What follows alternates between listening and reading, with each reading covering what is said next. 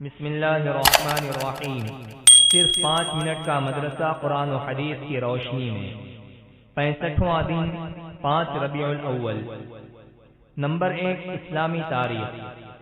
حضرت عیسیٰ علیہ السلام کے حالات۔ اگرچہ حضرت عیسیٰ علیہ السلام کی گواہی سے بنی اسرائیل کے سامنے حضرت مریم علیہ السلام کی پاک دامنی ظاہر ہو گئی اور ان کی بدگمانی دور ہو گئی، اور حضرت عیسیٰ علیہ السلام کی تربیت و پرورش ماں کی شفقت میں ہوتی رہی، مگر پھر بھی قوم کے شریر لوگوں کی طرف سے ان کی پیدائش پر بدگمانی اور حضرت زکریا علیہ السلام کی مظلومانہ شہادت کو حضرت مریم علیہ السلام دیکھ چکی تھیں، اس لیے وہ قوم اور ہیرود بادشاہ کے ڈر سے اپنے بیٹے حضرت عیسیٰ علیہ السلام کو لے کر اپنے رشتہ داروں کے یہاں مصر چلی گئی، اور 12 سال وہاں رہنے کے بعد پھر ان کو لے کر بیت المقدس واپس آ گئیں۔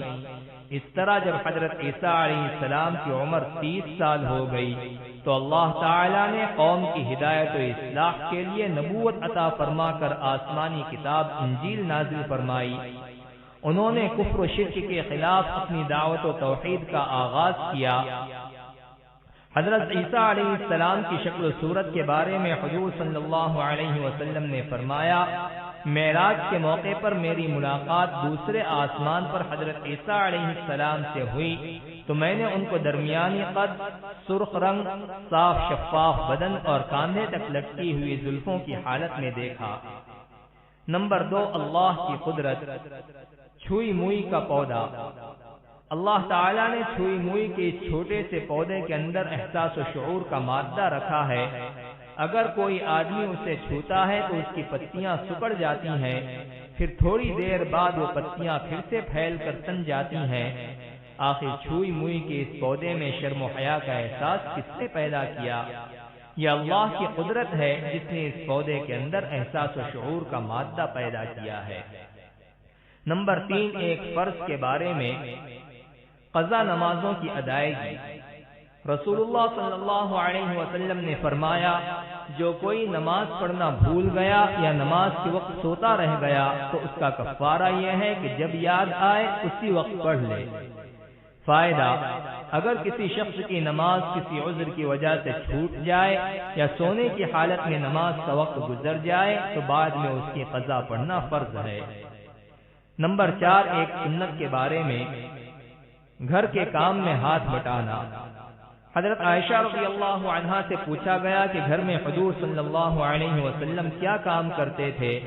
حضرت عائشہ رضی اللہ عنہا نے فرمایا، آپ صلی اللہ علیہ وسلم گھر کے کام میں ہاتھ بٹا دیا کرتے اور جب نماز کا وقت ہو جاتا تو نماز کے لیے چلے جاتے۔ نمبر 5، ایک اہم عمل کی فضیلت، اپنی غلطی پر شرمندہ ہونا۔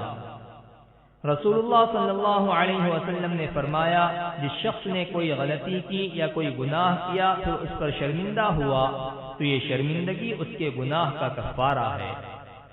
نمبر 6، ایک گناہ کے بارے میں، چند گناہ لعنت کا سبب ہے۔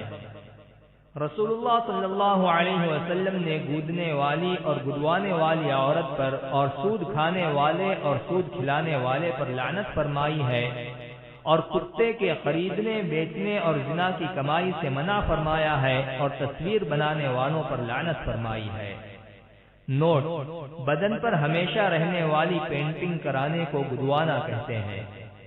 نمبر 7، دنیا کے بارے میں، دنیا کے لالچی کے لیے ہلاکت۔ رسول اللہ صلی اللہ علیہ وسلم نے فرمایا، ہلاک ہو گیا درہم و دنانیر، سیاہ اور دھاری دار قیمتی کپڑے کا لالچی بندہ کہ اگر اس کو مل جائے تو راضی ہوتا ہے اور اگر نہ ملے تو راضی نہیں ہوتا۔ نمبر 8، آخرت کے بارے میں، انسان و جنات پر کافروں کا غصہ۔ قرآن میں اللہ تعالیٰ فرماتا ہے، عذاب میں گرفتار ہو کر کافر لوگ کہیں گے، اے ہمارے پروردگار، ہمیں انسان و جنات میں سے وہ لوگ دکھا دیجئے جنہوں نے ہم کو گمراہ کیا تھا کہ ہم ان کو اپنے پیروں تلے رون ڈالیں تاکہ وہ خوب ذلیل ہوں۔ نمبر 9، طب نبوی سے علاج۔ انجیر سے بواسیر اور جوڑوں کے درد کا علاج۔